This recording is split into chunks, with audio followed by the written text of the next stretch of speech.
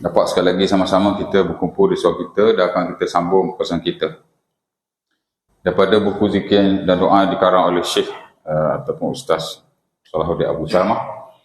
Di mana pada sesi yang lalu dalam bab koleksi zikir dan doa kita dah masuk tentang doa yang dibaca pada pagi hari lah ya. Itulah Allahumma inni as'aluka ilman nafi'a wa rizqan wasi'a wa amalan mutaqabbala. Ataupun boleh juga dibaca Allahumma inni as'aluka ilman nafi'a wa amalan mutaqabbala wa rizqan tayyiba. Pasal ada riwayat Allahumma inni as'aluka ilman nafi'a wa rizqan wasi'a. Rezeki mari dulu. After that baru wa amalan mutaqabbala. Tapi ada juga riwayat Allahumma inni as'aluka ilman nafi'a, yang tu tak berubah lah. Wa amalan mutaqabbala, amal mari dulu. After that baru wa rizqan tayyiba. Ya. Dan kedua-dua itu ada disebut dan dinukilkan oleh Al-Imam An-Nawawi rahimahullah dalam buku zikir beliau yang teragung. Itu Al-Azkar min Kalam Sayyidil Abrar. Ya, antara rujukan kita lah dalam mana-mana buku zikir dan doa, of course lah yang ringkas yang dipasarkan di petak awam. Kita biasa akan rujuk buku-buku muktabar balik. Antaranya buku itu, Al-Azkar karangan Al-Imam An-Nawawi rahimahullah. Jadi boleh saja kita baca ya. Yang mana maksud saya telah jelaskan pada tuan-tuan, dan ini doa yang amat penting sekali. Pertama, minta ilmu. Allahumma inni as'aluka ilman nafi'ah. Dan ilmu tu nak yang bermanfaat lah. Ilmu syarak baik, ilmu yang bukan syarak, ilmu dunia baik. Dua-dua ni perlu dah penting kepada kita. Ya. Saya belajar sikit-sikit Ustaz, bulan ni nak buat amal je. Yalah. Ada orang berpendirian begitu kerana fahamannya begitu. Dan tak dinafikan sebahagian pendakwah pun dia galakkan orang begitu, betul tak? Belajar sikit lah, kita orang tua-tua ni janji buat amal. Belajar tu amal lah tu. Betul tak? Memanglah ilmu adalah wasilah atau alat untuk kita mendekatkan diri kepada Allah. Tapi belajar untuk dapat ilmu itu sendiri amalan. Ya. Man salaka tariqan yaltamisu fihi ilman sahalallahu lahu tariqan ilal jannah. Apa yang disebut oleh pendakwah itu atau siapa saja yang mengajak orang kepada perkara tersebut itu sebenarnya bercanggah dengan hadis Nabi ini. Umpamanya diriwayatkan Sahih Muslim pada Abi Hurairah. Nabi kata siapa-siapa yang melalui satu jalan kerana dia nak belajar. Pasal dulu-dulu tuan-tuan nak belajar ni payah. Duduk dalam rumah tak boleh belajar. Kena keluar. Sebab tu Nabi kata masalaka tariqan. Siapa-siapa yang menyelusuri suatu jalan. Duduk rumah. Boleh belajar kot. Tapi zaman-zaman dulu nak belajar macam mana? Kat rumah tak? Kita kena keluar cari tuk guru lah. Sebab itu ulama-ulama dulu bermusafir. Daripada satu negeri ke satu negeri. Imam Syafi'i saja keluar masuk Mekah Madinah berapa kali? Masuk Baghdad, duk ulang alik. Jauh tu. Baghdad nak pergi Hijaz. Kemudian at the end pergi ke Mesir. Jauh tu. Tuan, bukan 100-200 kilometer. Makan bulan tu naik unta. Ya. Sebab itu siapa yang menempuh satu jalan, menyerusuri satu jalan kerana nak cari ilmu. Hari ini syukur, duduk dalam rumah pun boleh dapat ilmu. Buka internet, tengok YouTube, tengok Facebook, tengok live mana-mana kan. Senang. Dalam pada tu pun ramai orang tak ada ilmu lagi. Sebab effort. Kalau awak rajin, susah pun boleh dapat. Tapi kalau awak jenis malas, ataupun memang jenis tak nak mengaji, depan mata pun tak boleh nak mengaji. Dia back to our effort. Keazaman, kehendak diri sendiri. Tu yang orang Melayu buat peribahasa tu, nak seribu daya, tak nak seribu dalil. Betul dah tu. Anak sokong peribahasa tu. Walaupun ada sebagian peribahasa kita tak setuju sangat. Sahalallahu lahu tariqa ilal jannah. Allah Ta'ala akan mempermudahkan jalannya ke syurga. Ya. Jadi daripada hadis ini dah hadis-hadis yang seumpama dengan yang kita dapati. Belajar tu juga berpahala, dia satu amalan. Ya. Bahkan kalau tuan-tuan belek buku-buku hatta buku fiqh mazhab Syafi'i pun kata mereka belajar lebih baik daripada at-tafarrughu bil ibadatin nafilah.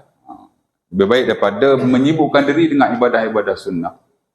Imam Syafi'i pun malam dia bagi 3, satu tidur, satu sembahyang dah baca Quran, satu lagi untuk ilmu. Kadang-kadang dia baca buku, kadang dia buat nota, kadang dia murajaah, buat revision dan seumpama. Ya. Baik. Jadi minta ilmu Allahumma inni as'aluka ilman nafi'an. Dan saya dah relate dengan beberapa ayat Quran. Yang paling jelas ialah surah Taha ayat 114.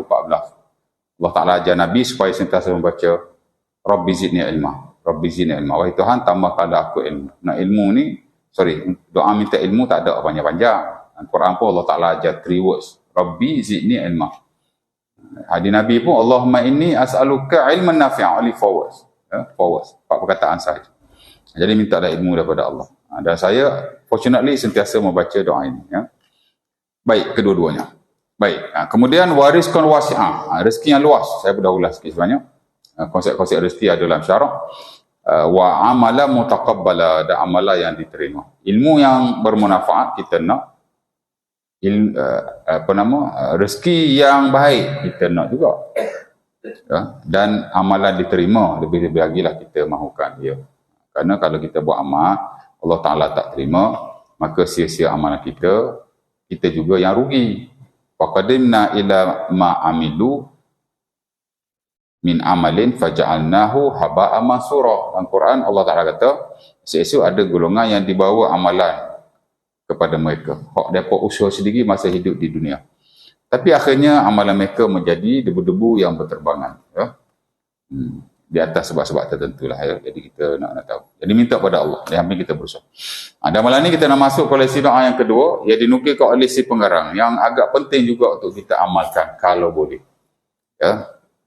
Itulah. Hasbi Allah la ilaha illahu alaihi tawakkaltu wa huwa rabbul arsyil azim. Hasbi Allah la ilaha illahu alaihi tawakkaltu wa anta rabbul arsyil azim. Ya. 4 ayat lah di situ. Ya. Itulah daripada surah At-Taubah ayat 129 ya.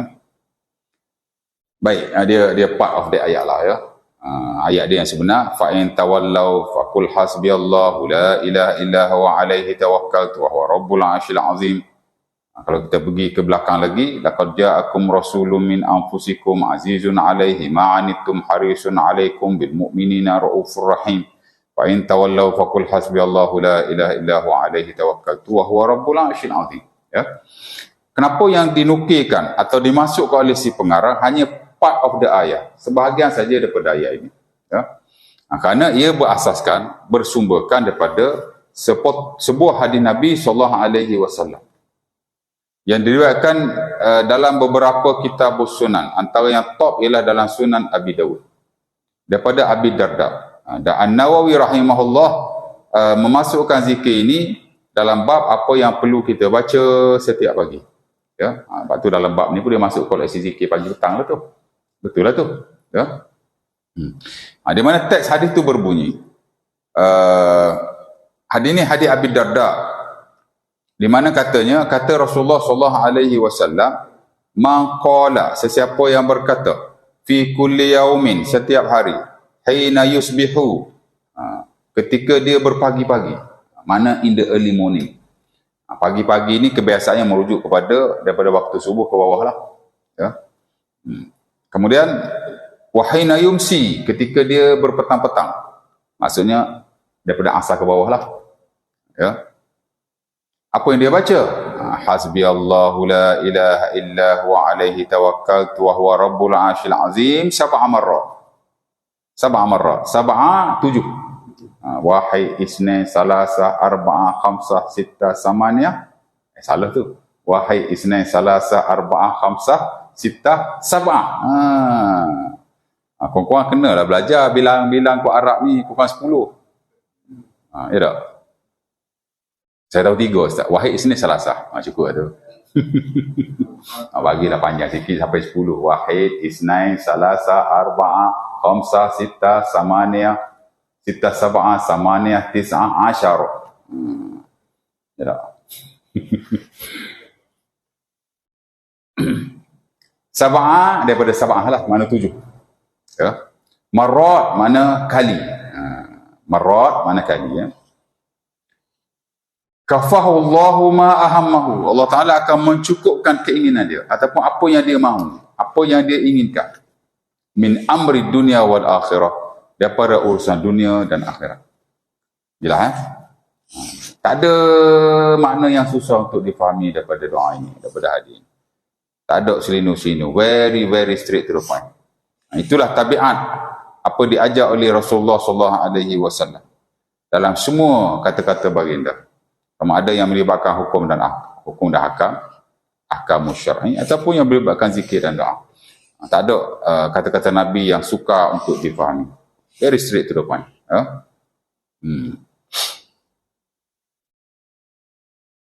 Sebab itu macam Qardawi, dia ada buku prinsip-prinsip Islam.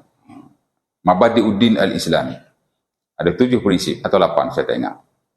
Salah satu ialah al-wuduh wal bayan. Agama ni of course lah back to the sources of the religion. Semua agama lah. Quran, hadis Nabi. Dia mesti al-wuduh wal bayan. Dia mesti jelas. Dan mudah untuk diterangkan. Kalau hak jenis payah-payah nak faham tu biasa bukan daripada Islamic text lah biasa. Daripada kita sendiri. Tapi kalau betul-betul Quran, betul hadis Nabi, dia very straight to the point. Baik, jadi kita fahamlah. Ya. Apa maksud dia? Maksud dia hasbi Allah.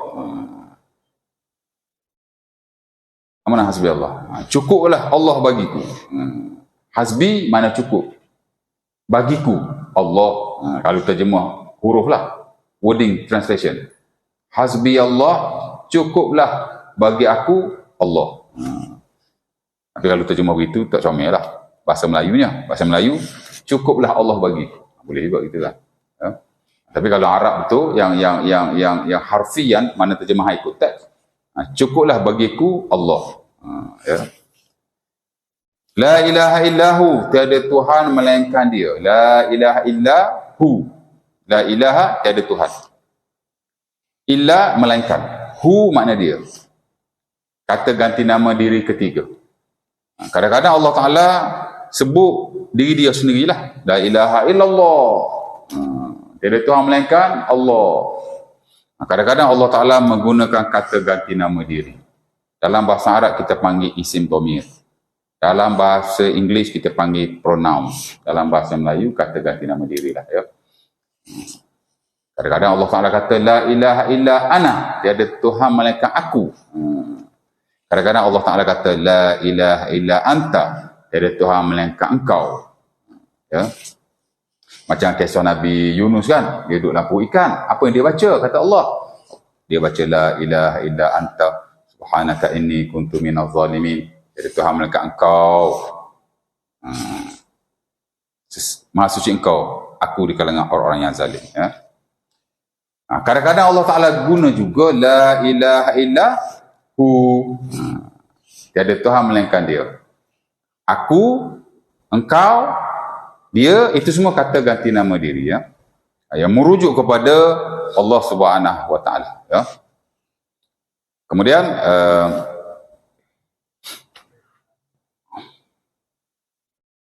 apa lagi? La ilaha illahu alaihi tawakkaltu.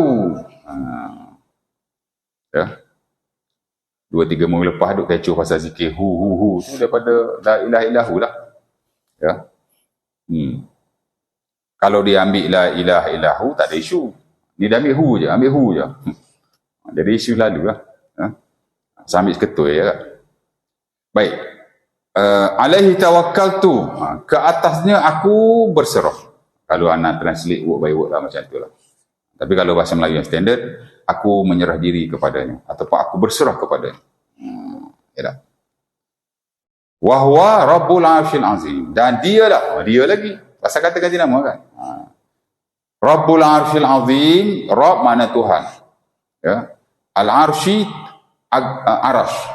Tahu arash ya? Arash ini ialah singgasana Allah. Throne of the God. Mana singgasana Allah. Arash. Kita tengok sultan kita ada tempat singgasana dia. Cantik. Itu arash. Raja atau sultan yang ada sekarang lah. Tapi ini Arsyur Rahman. Arsyullah. The throne of Allah Subhanahu Wa Ta'ala. Kita pun tidak tahu bagaimana. Hanya Allah Ta'ala saja yang mengetahuinya. Dan dia makhluk yang paling agung sekali. Ya. Sebab itu Allah Ta'ala berbangga dengan menyebut Rabbul Arshil Azim, Rabbul Arshil Azim, Rabbul Arshil Azim. Tuhan yang mempunyai singgasana yang agung. Tuhan yang mempunyai singgasana yang agung. Tuhan yang mempunyai singgasana yang agung. Ya. Dan ulama sepakat, atau sekurang-kurang majoriti, makhluk Allah yang terhebat sekali ialah Arash. Yang paling besar, ya, Arash. Kita pun tak tahu hakikatnya bagaimana. Ya. Dia ada 3 perumpamaan yang disebut oleh Nabi. Satu, alam keseluruhan. Yang kedua, kursi Allah. Yang ketiga ialah Arash Allah. Perumpamaan kursi Allah dengan alam keseluruhan, umpama satu cincin yang dibaling ke padang pasir. Cincin itu ialah alam keseluruhan. Padang pasir itulah kursi Allah. Ya. Kursi Allah dengan Arash pula, Allah Ta'ala Nabi bagi perumpamaan, satu cincin yang lain. Cincin itu adalah kursi Allah. Arash itu adalah padang pasir yang luas. Setakat itulah kita boleh faham. That means the greatest creation of God. Ya. Dan kita tak boleh go beyond that. Nak bahas lebih-lebih tak boleh lah. Walaupun ada golongan dia suka bahas lebih-lebih bab ni. Ya. Tapi kita stop. Kita kata begitu saja. Dia adalah makhluk Allah yang paling agung sekali. Ya. Baik. Jadi faham maksud dia ya? Hasbi Allah, la ilaha illahu alaihi tawakkaltu wa huwa rabbul arsyil azim. From now on, tuan-tuan bacalah 7 kali pagi, 7 kali petang, seumpama yang disarankan oleh Rasulullah SAW. Dan disarankan juga oleh para ulama kita dalam buku-buku zikir mereka. Hatta Nawawi pun masuk dalam bab zikir pagi dan petang. Ya, amat-amat digalakkan untuk kita beramal. Walau bagaimanapun, on top of that, kalau tuan-tuan nak tahu dari sudut status hadis ini, ulama khilaf sebenarnya apakah ia berasas pada hadis yang sahih atau tidak sahih. Di mana sebahagian daripada mereka, daripada buku-buku yang kita rujuk lah, ya, mengatakan bahawa ia adalah hadis yang hasan ataupun la ba'sa bihi. Mana hadis ni hadis yang okey lah, mana hadis yang tidak dhaif. Ya, dan antara yang hurai benar ni ialah Syekh Abu Usamah Al-Hilali dalam buku Syarah Al-Askar beliau, yang saya lihat beliau optimis dan mengatakan bahawa hadis ini tidak ada masalah sama sekali. Rijaluhu rijalus siqat. Periwayat dia ada di kalangan orang-orang yang siqat. Walau bagaimanapun, jika kita lihat tahqiq ataupun explanation daripada sebagai ulama-ulama hadis yang lain, kita tak nafilah sebagian kata hadis ini hadis yang tidak sahih lah, hadis yang dhaif. Ada periwayat tu dia dipetikaikan. Ala kulli hal, ia boleh diamalkan insya-Allah. Sebab tu dia memasukkan Syekh Abu Samah memasukkan dalam buku zikir ringkas ini. Kerana tuan-tuan boleh lihat dalam Facebook, tuan-tuan tekan saja Salahuddin Abu Samah, akan keluarlah pengarang buku ini. Yang saya pun ada lihat ceramah-ceramah beliau, posting-posting beliau di Facebook. Dia salah seorang pendakwah yang agak berdisiplin lah. Di mana kalau hadis itu hadis yang terlalu dhaif, palsu atau seumpama, saya yakin dia tak akan masuk. Tapi hadis ini bila kita lihat kepada root ataupun salah silah dia, walaupun ada khilaf di sana sini, tapi boleh diamalkan insya-Allah, tidak ada masalah sama sekali ya. Dan kalau dhaif sekali pun boleh amal. Kata Imam Nawawi rahimahullah, yajuzu istahabul amal bil hadis ad-dhaif ma lam yakun mawdu'an. Harus dan digalakkan beramal dengan hadis-hadis yang dhaif. Dalam bab zikir doa macam ni lah, tarhib fadailul amal dan seumpama. Hukum hakam tak boleh lah. Tapi kalau bab amalan begini, boleh, harus, malah digalakkan. Malam yakun mawdu'an, selagi mana dia tidak palsu.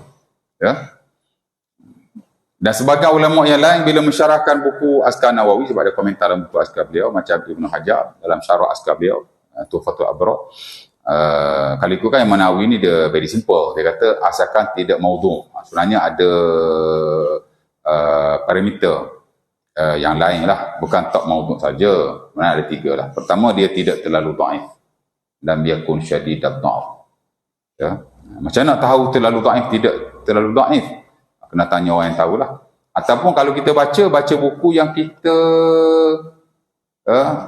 betul-betul yakinlah dia ni seorang penulis yang berdisiplin lah. Ya. Ataupun paling bagus kita tengok status buku dia tu. Biasa dah buku ada status hadis tu kan, kita tengok di situ lah. Memadai lah. Atas saya pun tak ada selidiki one by one. Dia punya silsilah sanad tu bukan bidang saya.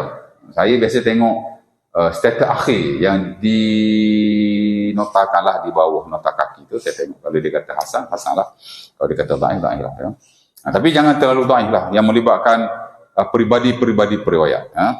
Kalau setakat terputus sanad biasa tu okey. Biasa yang terlalu dhaif ni bila melibatkan periwayat yang dituduh sebagai pendusta, periwayat hak tak bagus lah.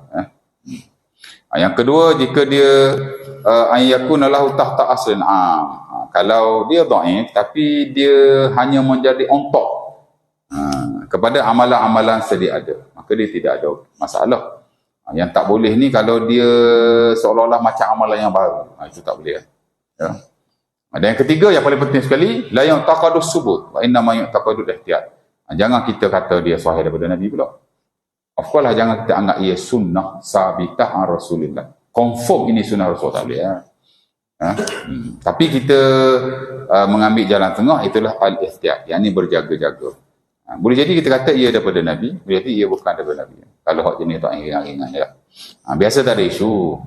Walaupun kita kata ada orang yang very strict, tuan. Kalau standard Imam Al-Bukhari, dia tak terima, kata setengah ulama lah. Walaupun sebagian tak setuju.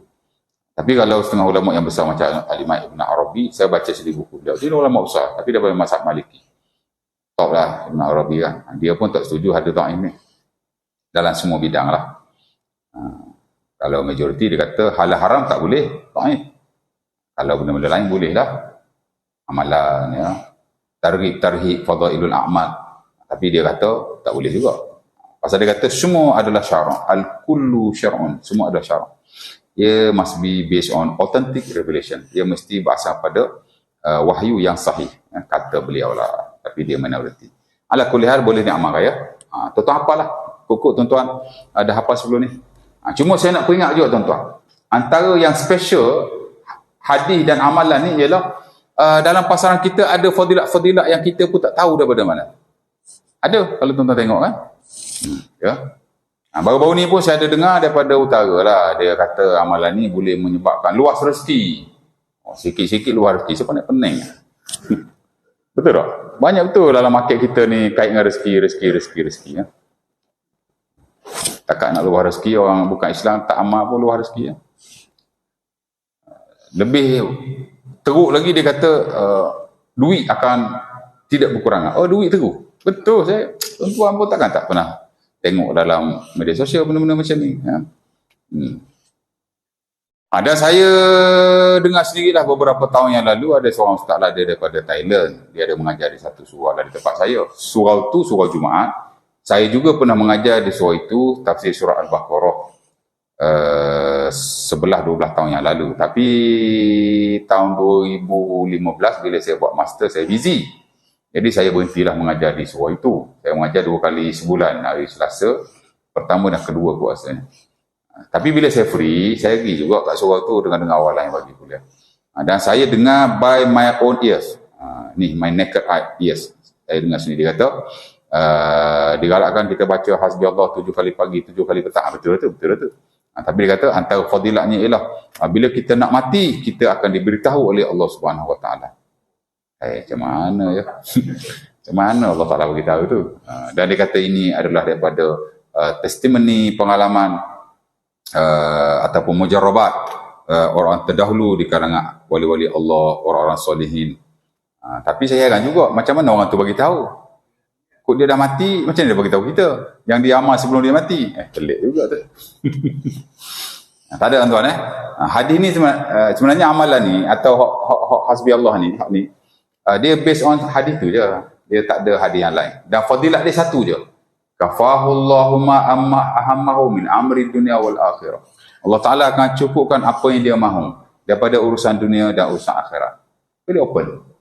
Jadi kita jangan spesifikkan rezeki lah, nak mati tahu lah apa gitu. Itu tak tahu dah dari mana. Pupuk dia ada jumpa hadis ke selama ni saya tak jumpa lagi lah. Tahu saya amalan ni hanya pergi pada satu hadis. Hadis itulah hadis Abi Daud. Dan dia pada hadis Abi Darda. Status dia sahih dan dhaif itu ulama khilaf. Dan fadilat tak ada yang merepek-repek macam tu. Fadilat dia dipermudahkan urusan dunia akhirat. Nak apa lagi? Ya dah. Dia dah covers everything. Ya dah. Jadi syukur. Boleh ya? Tuan-tuan amalah hadis. Nak isyak 5 minit lagi. Cukup satu doa. Ada soalan tak? Nak buka soalan lah, because last kuliah hari tu tak ada nak buka soalan. Ya.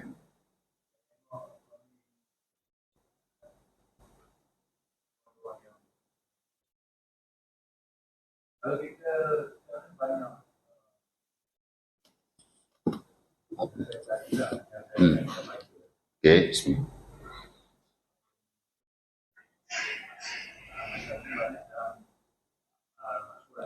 Mak surat.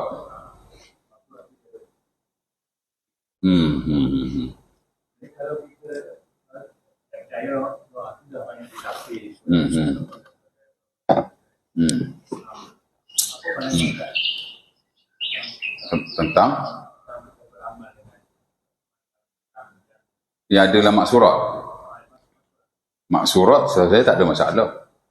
Saya tak pernah baca lah mak surat yang spesifik. Hatta saya di sekolah dulu baik universiti pun mak surat kami tak baca yang itulah mak surat itu. Tapi setahu saya mak surat tu memang diambil daripada nanas, khususnya hadis-hadis Nabi yang ada lah. Mungkin sebahagiannya sahih dan ada yang tak juga mungkin. Tapi sekadar membacanya tidak ada masalah seingat saya. Pasal dia lafaz-lafaz tu memang lafaz yang ada dalam riwayat. Dan dia tak ada kait dengan fadilah apa-apa, tak ada kan. Ada fadilah dalam mak surat tu kan. Jadi kalau ada fadilah, nak tengoklah fadilah tu betul atau tidak. Sekadar membacanya saya ingat tak ada masalah sebab zikir ni kadang-kadang dia betul-betul maksur. Maknanya text from the prophet. Exactly the same macam tu. Kadang-kadang dia daripada teks, tapi mungkin dia dah ada buat ubah suai sikit, dia ambil daripada zikir itu, dia gabungkan dengan zikir ini, itu tidak ada masalah sama sekali. As long as dia berkisar tentang zikir-zikir yang memang ada riwayatnya. Kadang-kadang memang originally teks macam tu, kadang-kadang dia dah ambil sikit, dia gabungkan dengan zikir ini, itu tak ada masalah sama sekali. Ya? Dia buat zikir dan doa ni, kebiasaannya kalau dia melibatkan kaifiat yang diada-adakan. Kadang susunan tak ada masalah. Susunan tu hanya tartib mantiki. Tartib mantiki ni logical sequence. Maknanya ulama kita yang susun atau sesiapa sahaja, tak arti kau ulama, siapa-siapa pun dia boleh aja susun untuk dia amalkan. Cuma susunan tu dia bukan tauqifi, dia bukan based on regulation. Dia memasukkan saja. Macam Imam Nawawi pun dia susun 300 bab zikir yang ada dalam buku Al-Azkar. Memang ikut susunan dia sendirilah. Dia susun dulu bab umum, kemudian bab zikir-zikir semayang, zikir pagi dan petang, kemudian zikir semayang, kemudian zikir puasa, kemudian zikir haji. Dia susun ikut dia. Susunan tak ada masalah. Lafaz-lafaz zikir as long as dia daripada lafaz yang maksur. That means daripada nahnas yang diriwayatkan, tidak ada masalah. Boleh jadi originally from the text ataupun daripada teks tapi dia dah gabung-gabungkan, dia dah cerakin-cerakinkan. Itu tak ada masalah sama sekali. Cuma bab zikir dan doa ni satu kadang-kadang kaifiat dia itulah. Kaifiat ni merujuk kepada kadang-kadang bilangan-bilangan tertentu, dia yang masuk bilangan tu kan, baca ini 1 kali pagi, 1 kali petang.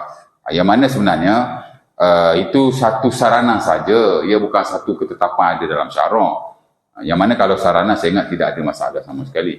Daripada zikir-zikir yang sebab mak surat ni dia satu buku nak melatih orang zikir.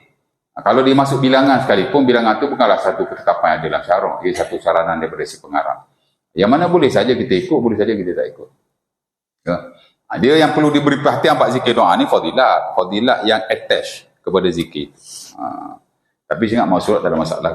Allah Ta'ala lah, anak tak go in detail, tapi anak ada go through macam tu.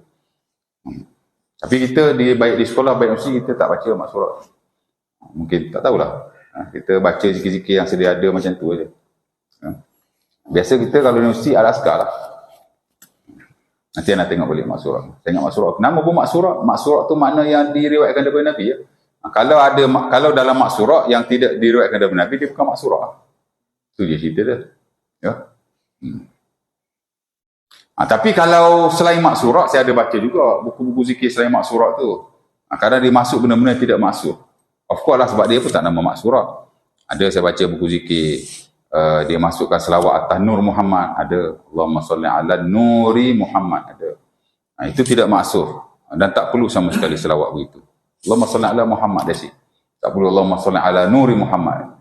Dia very sorry to say lah, pengikut-pengikut atau pendokong-pendokong petaksuk Nur Muhammad ni memang dia amalan biasa tu, selawat atas Nur Muhammad apa itu ni ya. Kita tak ada selawatan Nabi Muhammad. Selawatan Nabi ya. Apa nak selawatan tu? Kalau buku zikir kecil-kecil tu ada pula zikir yang disebut nama Ali, disebut nama Fatimah. Itu bukan. Ada juga setengah buku. Risalah kecil-kecil tu lah. Itu pengaruh daripada Syiah. Zikir kita tak ada sebut nama individu-individu tertentu lah. Atau Rasulullah pun tak ada. Apatah lagi nama yang lain. Ya? Itu tak apa. Itu Allah. Ya Malik. Itu Allah. Mana nama-nama Allah tu tak ada masalah. Ada nak tanya apa lagi tak? Ya. Ya. Okey. InsyaAllah. Okey, merubah ayat Quran tidak boleh. Ya. Merubah ayat Quran tidak boleh. Adapun doa, kalau kita ubah, sebenarnya kita bukan merubah Quran. Contohnya, ayat tu ayat singular. Ya. La ilaha illa anta subhanaka inni kuntu minaz zalimin. Dan kita nak jadikan dia jamak sebab kita doa bila kita imam kepada jemaah. Kita tak boleh doa seorang-seorang. Kalau doa seorang-seorang makruh. Kerana Nabi kata, saya tengok matan tek hadis tu, tapi kesimpulannya ialah kalau kita doa diaminkan oleh orang lain, kalau kita doa untuk diri kita sendiri, kita telah menjadi pengkhianat. Sebab itu majoriti para ulama kata bila kita doa makruh doa untuk diri sendiri. Orang lain amin, kita doa kat diri kita sendiri. Mana boleh? Jadi kena kami lah. Termasuk juga doa-doa seumpama itu. Kalau kita kata la ilaha illa anta subhanaka inni kuntu minaz zalimin, itu untuk diri kita sendiri. Maka boleh kita jadikan dia jamak. La ilaha illa anta subhanaka inna kunna minaz zalimin. Tapi yang jamak tu dia bukan ayat Quran yang kita ubah. Dia doa lain yang kita tiru daripada ayat Quran. Kena faham tak? Dalam istilah usul kita panggil iqtibas. Iqtibas ni ialah daripada plural kita jadikan jamak, daripada daripada singular kita jadikan plural, daripada plural kita jadikan dia singular. Dan konteks-konteks ilmu itu yang mana kita tiru daripada ayat Quran. Kita bukan merubah ayat Quran. Tak merubah ayat Quran. Ya, kita tiru daripada ayat Quran. Contoh Allah Taala kata, Rabbana atina fid dunya hasanah wa fil akhirati hasanah wa qina azabannar. Kita nak jadikan untuk diri kita seorang-seorang. Rabbana tu ramai. Maka kita kata Rabbi atini fid dunya hasanah wa fil akhirati hasanah wa qina azabannar. Maka Rabbi atini itu doa kita sendiri yang kita tiru daripada ayat Quran. Dengan lafaz mufrad ataupun singular. Kalau kita kata la ilaha illa anta subhanaka inna kunna minaz zalimin. Itu doa kita sendiri yang kita tiru daripada ayat Quran. Ayat Quran lafaz singular kita jadikan plural. Dia tak timbul isu merubah ayat Quran kecuali kalau kita kata ini ayat Quran merubah. Tapi ada perbahasannya itu dalam bab al-iqtibas. Iqtibas ni maksud kita buat satu doa yang lain tapi kita tiru daripada ayat Quran. Untuk kesesuaian lah keadaan dan sebagainya. Tapi kita jangan kata apa yang kita baca tu ayat Quran.